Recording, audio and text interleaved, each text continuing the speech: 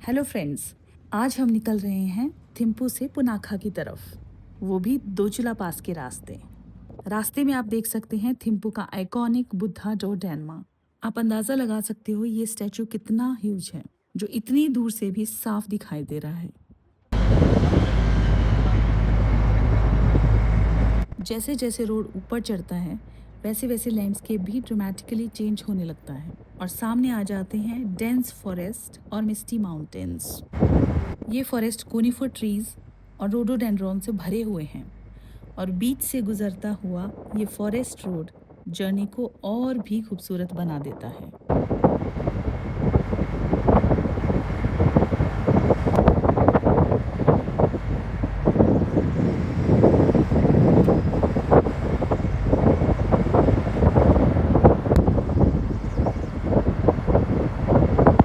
अभी हम दोचला पास में नेचर का मज़ा ले ही रहे थे कि अचानक एक ओपन माउंटेन टॉप लैंडस्केप के बीच नज़र आते हैं 108 ड्रुक वोंगिल चॉटन्स, यानी 108 स्तूपास। ये साइट दोचला पास की सबसे आइकॉनिक साइट है, जो कि 10,200 फीट की हाइट पर है और यहाँ तक पहुँचने के लिए थिम्पू से 30 टू 45 मिनट्स लगते हैं। ये एक सिर्फ रिलीजियस मॉन्यूमेंट ही नहीं है, बल्कि एक नेशनल मेमोरियल है, जो कि बनाया गया था उन सोल्जर्स की याद में जिन्होंने अपनी लाइफ भूटान के पीस को डिफेंड करते हुए सेक्रीफाइस की थी।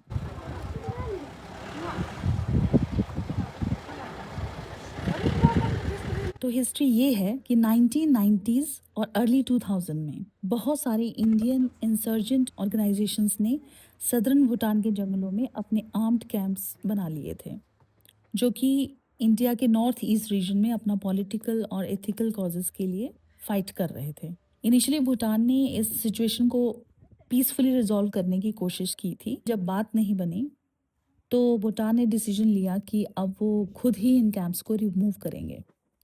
तो 2003 में रॉयल भूटान आर्मी और रॉयल भूटान पुलिस ने ऑपरेशन ऑल क्लियर लॉन्च किया और मिलिटेंट्स के ऊपर अटैक कर दिया।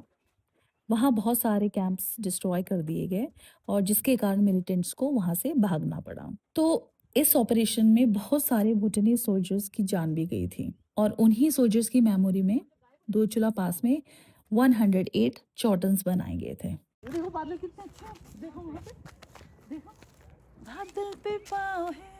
क्लियर विंटर डेज में तो यहाँ पे स्नो कवर्ड हिमालयन पीक्स के ब्रेथ टेकिंग व्यूज मिल जाते हैं, बट ज़रूरी नहीं है कि वो हर बार मिले, क्योंकि it depends on clouds and weather. जैसे अभी यहाँ पर रेनी सीजन चला हुआ है तो हमें भी सामने कुछ देखने को नहीं मिला।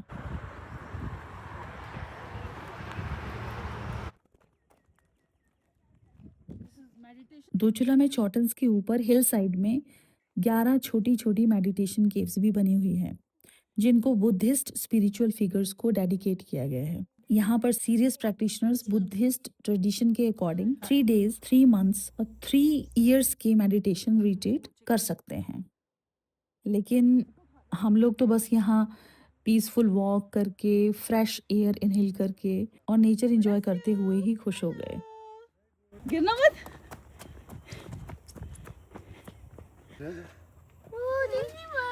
गए अपने घर।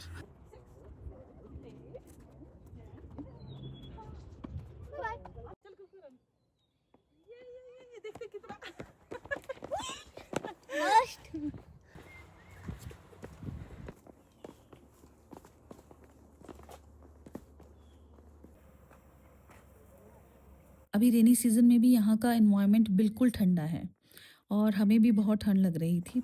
तो पास में ही एक कैफ़े है, वहाँ एक एक कप कॉफ़ी पीना तो बनता है।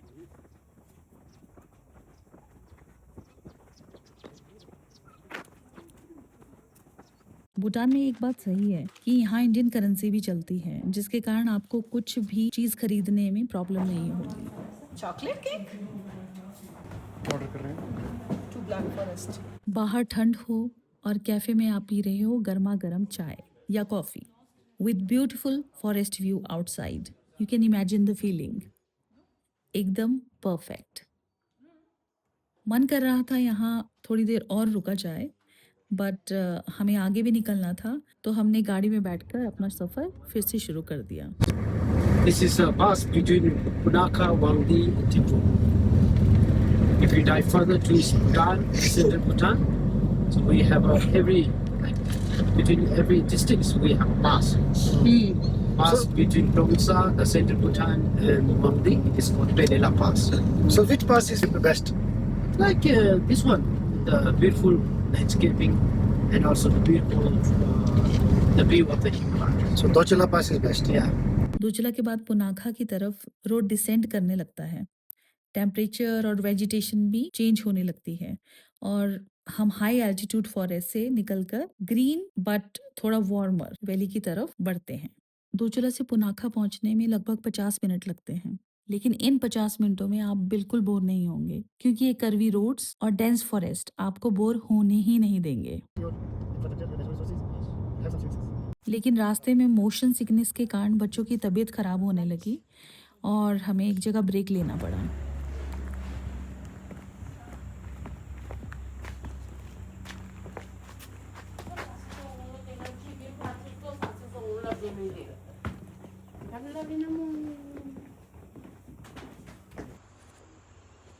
अब बच्चों को थोड़ा सा रेस्ट चाहिए ही था, तो सोचा यहाँ लंच भी कर लेते हैं। तो हमने यहाँ लंच किया और बच्चों ने वहाँ पर रखे हुए म्यूजिकल इंस्ट्रूमेंट्स के साथ एंजॉय कर लिया।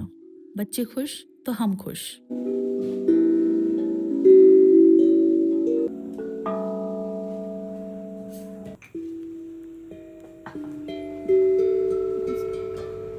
तो अब करते हैं अपनी जर्नी फिर से स्टार्ट। दिख रहा rice fields? Wow. We have to go through like these rice fields, na? Yes.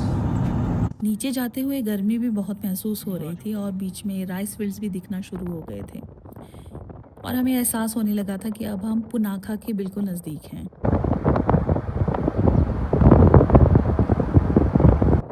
तो फ्रेंड्स, इस वीडियो में इतना ही। मिलते हैं नेक्स्ट वीडियो में, जिसमें हम एक्सप्लोर करेंगे पुनाखा वैली को।